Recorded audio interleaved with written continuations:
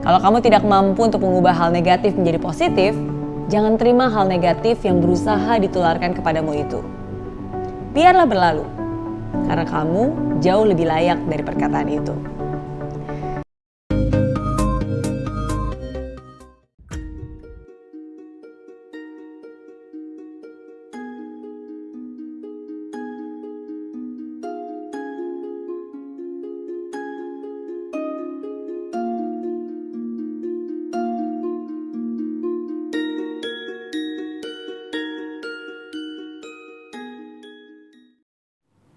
Di zaman dulu dan sekarang ini tidak umum bila seseorang yang benar di mata hukum membiarkan dirinya disiksa tanpa membuka mulut untuk pembelaan.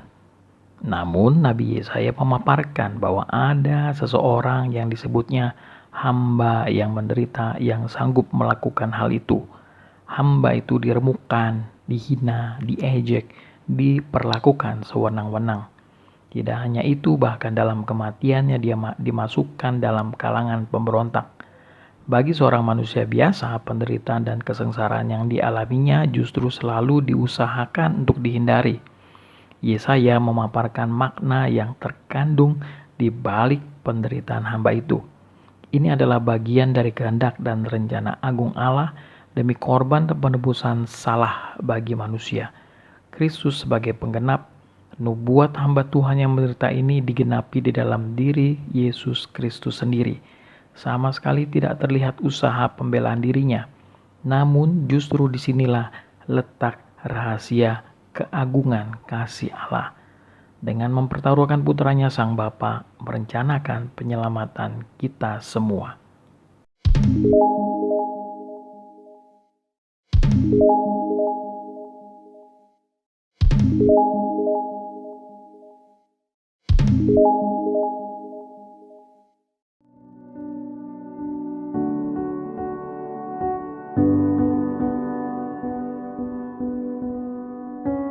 Setiap manusia pasti punya pemikirannya tersendiri, punya pilihannya tersendiri, punya pendapatnya tersendiri.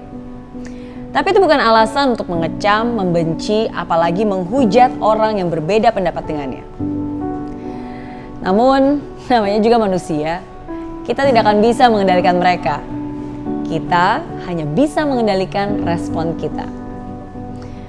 Lalu apa yang harus kamu lakukan ketika kamu dicaci, dibully, dihina? Padahal mungkin itu bukan salah kamu. Saya teringat sebuah cerita. Ada seorang pemuda yang berbeda pendapat dengan seorang guru spiritual. Karena beda pendapat, akhirnya pemuda itu kesal, mengeluarkan kecaman dan kata-kata yang sangat kasar, dan meluapkan kebencian kepada sang guru yang bijak tersebut. Sang guru pun hanya diam, mendengarkannya dengan sabar, tenang, bahkan tidak berkata sepatah kata pun. Setelah pemuda itu pergi, murid yang melihat peristiwa itu penasaran dan bertanya, "Mengapa guru diam aja? Kenapa guru tidak membalas makian pemuda itu?" Sang guru pun bertanya kepada sang murid, "Jika seseorang memberimu sesuatu dan kamu tidak mau menerimanya, lantas menjadi milik siapakah pemberian itu?" "Tentu kembali menjadi milik si pemberi," jawab si murid dengan lugas. Betul. Begitu pula dengan kata-kata kasar tersebut. Karena saya tidak mau menerima kata-kata itu, maka kata-kata tadi akan kembali menjadi miliknya. Dia harus menyimpannya sendiri. Dan sama seperti orang yang ingin mengotori langit dengan meludahinya. Coba bayangkan, kalau kamu ingin meludahi langit, apa yang akan terjadi?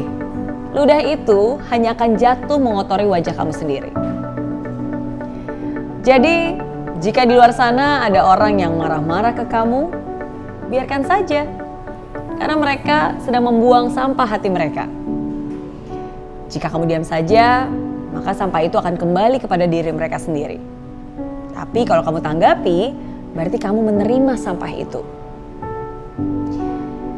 Dan sama seperti cerita tersebut telah mengingatkan saya, semoga cerita yang saya bagikan itu juga bisa mengingatkan kamu untuk menjadi orang yang lebih bijak. Zaman sekarang begitu banyak orang yang hidup dengan membawa sampah di hatinya. kekecewaan, kebencian, kemarahan, dengki, iri hati, dan masih banyak lagi hal-hal negatif. Dan orang-orang itu ada sekitar kita. Sadarlah, kadang mungkin ada saatnya di mana kamu harus merespon, tapi ada juga saatnya di mana mungkin lebih baik untuk kamu hiraukan. Kalau kamu tidak mampu untuk mengubah hal negatif menjadi positif, jangan terima hal negatif yang berusaha ditularkan kepadamu itu. Biarlah berlalu, karena kamu jauh lebih layak dari perkataan itu. Ketika kamu belum bisa memberi, setidaknya janganlah mengambil. Ketika kamu tidak bisa membahagiakan dia, janganlah membuat dia sedih. Ketika kamu sulit untuk bisa menghargai, setidaknya janganlah menghina. Ketika kamu belum bisa memuji, janganlah menghujat dan mengujar kebencian. Inilah saatnya kita, kamu dan saya, menjadi pribadi yang lebih dewasa.